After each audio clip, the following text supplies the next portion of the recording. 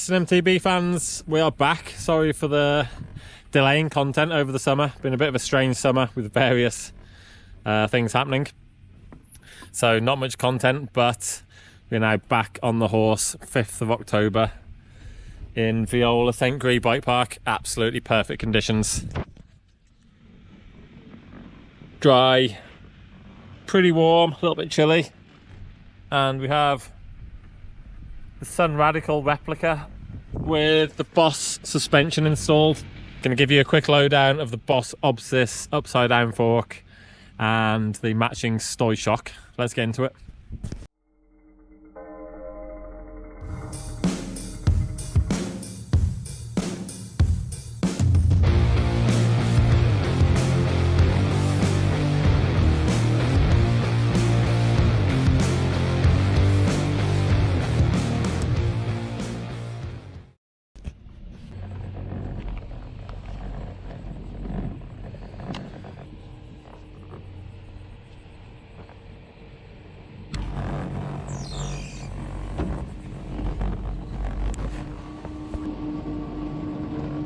Grazie. Prego. Ciao. Ciao.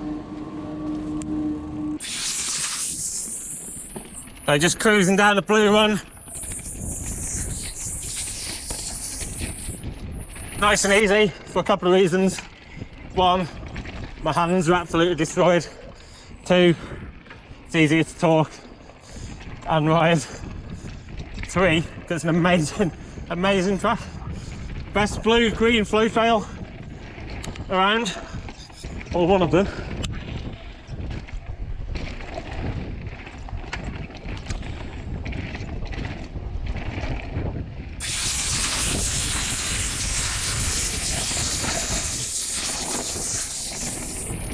And the fourth reason,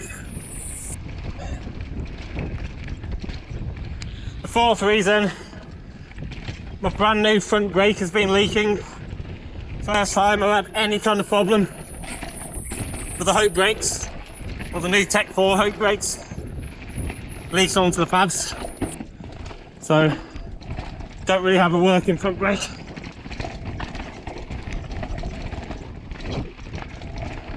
So this massive fork, absolutely huge, biggest mountain bike fork I've ever seen. It's more like a little motocross fork. 42mm stanchions, which are bigger than a Fox 40, and then the uppers is just massive. When you look down on it, when you look down on the fork, it's insane. And when you go back and look at like a normal RockShox Boxer or something, it's the same difference of looking at the Boxer compared to like a 1996 RockShox Sid. So it looks tiny.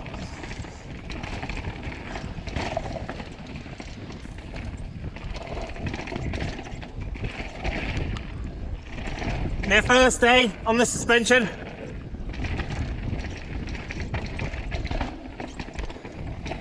Been excellent so far, absolutely excellent.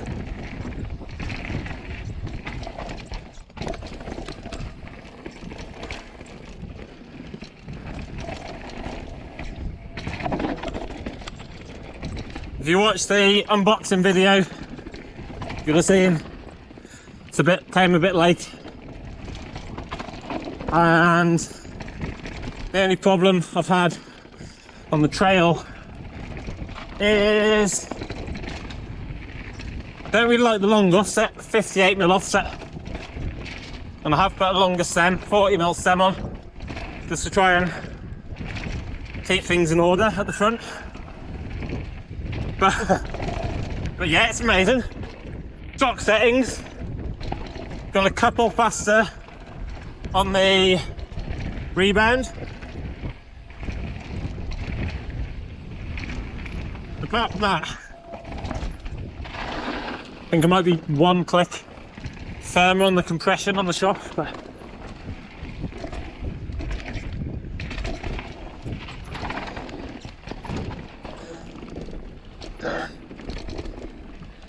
For anybody that's USD curious, thinking that they might be too flexy compared to a normal fork, this fork is insanely stiff, but still has the nice USD flex traction at the axle of the wheel. So it's massively stiff overall, but still got a nice bit of give, good traction.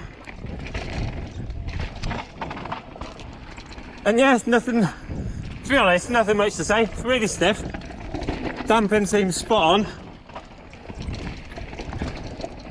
Balance is spot on with standard settings.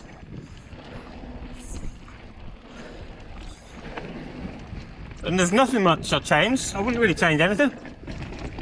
The next thing to do is some back-to-backing with a Dorado and NSR boxer, foil sprung boxer. This back-to-backing, get the suspension, this BOS suspension in the dyno with Rulesman. Try and get some numbers, make it easier to quantify things. Nice bike. It's a French. A nice suspension. French bike. Yeah, I know. And this, you ride for Aston. Yeah. Are you Aston? Yeah. You? Yeah. Going roulette, man. Something else. Ciao. Nice to meet meet you. Yeah. No, thank you. Have a nice ride. Enjoy it. With this beast. Yeah, the beast. Oh. Ciao, ciao. Whoa. That was funny. If anybody remembers the gold Banshee Legend giveaway, that was a friend of the guy who won it, who I met at Rulesman's place when we handed out the bike. Absolute lads.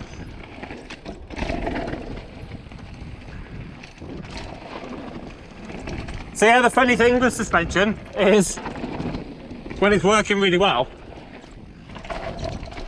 there's nothing to say about it, which is what's happening here. Got plenty of sag. It's stable. The bike's stable front to rear. High speed burns are fine. Jump to flat. Just takes it. That was a lot bigger than I expected actually. We just took it. No problem.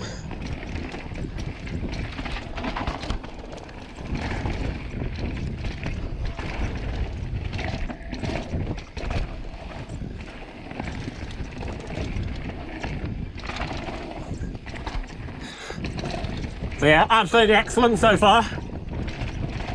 Oh.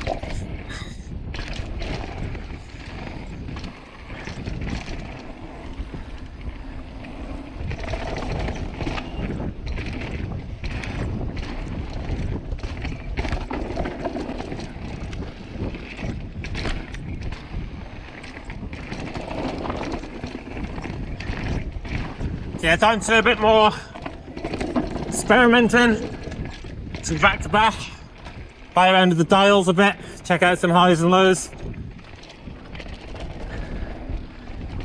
But at the moment, I'm just smack bang in the middle of the dials, which is perfect. So I can go plenty of adjustment either way. Plus, the sag and pressure in the sag was spot on.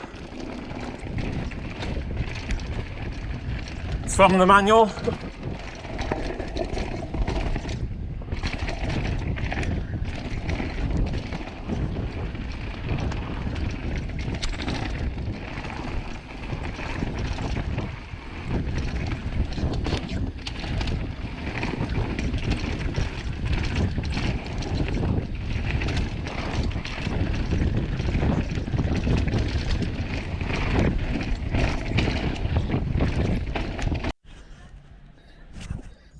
So there we go, first ride report done on the BOS Obsys fork. Yeah, it's absolutely massive. So of course, I was using a GoPro on that ride and I finished the ride, gave about 5 minutes of fresh out of my mind ride impressions to the GoPro, then it ran out of battery and didn't save all of that. So I just discovered that this morning, a few weeks later, and I'm back in the garage to give you my first impressions. So overall, first impression was excellent, no real complaints at all. Front and rear, really good balance, ideal spring rates and base settings from BOS, about 30% sag, rear 26, 27% front, and good balance, front and rear.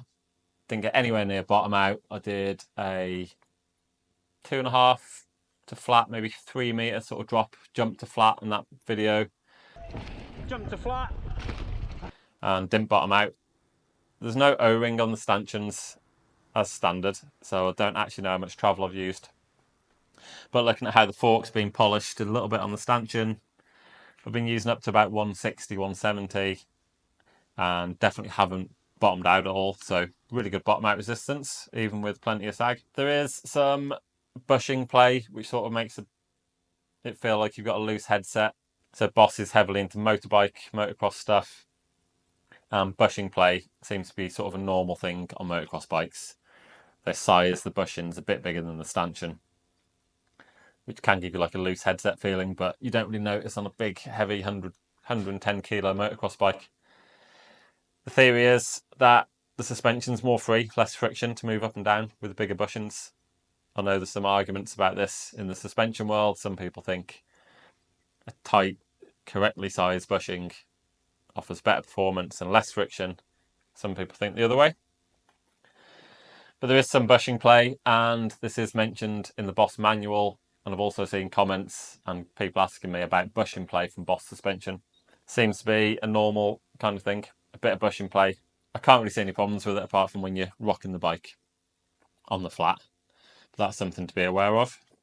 Stiffness, massively stiff.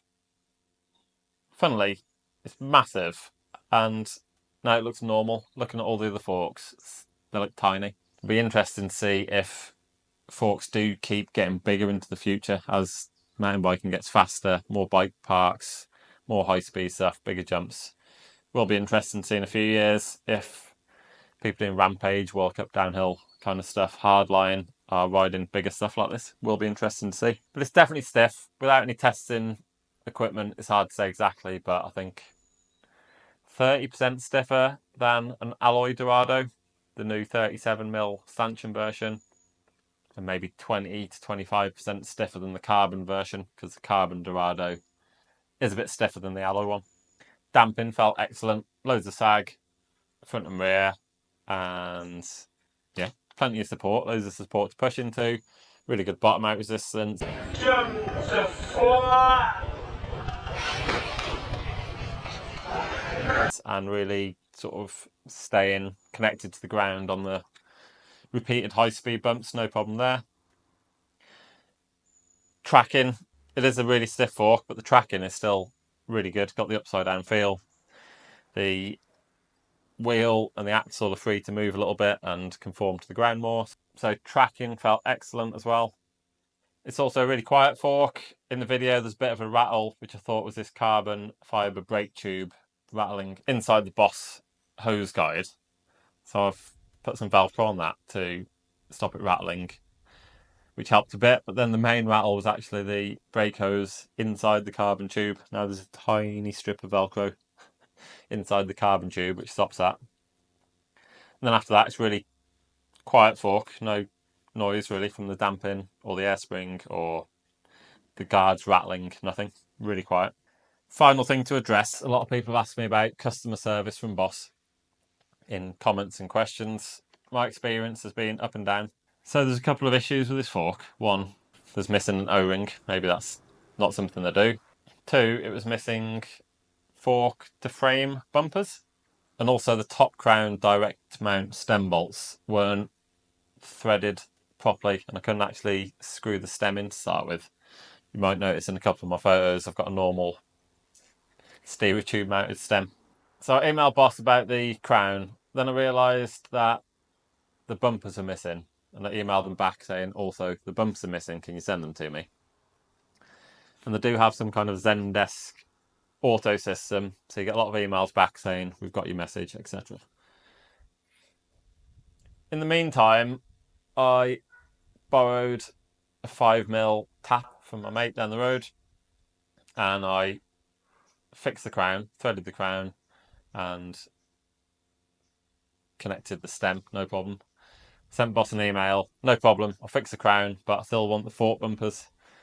A week later, I got a box with a new top crown and no fork bumpers, and I've actually never had any reply at all about the fork bumpers, so I don't know if they're missing or if they don't exist. And previously, my experience with them was similar. Last year, I was interested in buying the fork. I had two main questions: what's the lead time, and can I have a shorter offset? The lead time was 12 weeks, and you had to pay upfront, no option for a deposit. And the other question was, can I have a shorter offset? The original answer was yes, you could have the offset from the 27.5-inch wheel fork, which has got a shorter offset, but they didn't know what it was, or they didn't tell me at the time, and I asked a couple of times and never got an answer. Then when I went to order it this time, I ordered it and then emailed them straight afterwards, do you have a different offset option? You previously told me I could take it from the 27.5. No, only 58mm, so it's stuck with the 58mm offset, which is not ideal. Of course, they're a French-speaking company, and I don't really speak very understandable English, so maybe there's some loss in translation there. But so yeah, my opinion is customer service is up and down at the moment. In the unboxing video, I mentioned it's 12 weeks late, and I didn't really get updates from them telling me your fork's going to be late. The reality was it didn't turn up. I emailed them, got a response, sorry, we're working on it, sorry, there's a problem, sorry, the part's not turned up. So they weren't very proactive in letting me know that my product wasn't going to arrive, which is a little bit frustrating. But it's finally here, looks amazing. First ride was really good, and that's it. This bike's currently available to win in my ultimate 10 grand bike competition, so if you're watching this, there's a couple of days left to win this complete bike, or you could win my steel edgery or my titanium edgery, or with custom amazing parts, or any bike you can dream of worth up to £10,000. Open worldwide, global shipping, all the usual stuff. I hope you enjoyed this first ride review, and we'll see you soon for some more content. Thank you.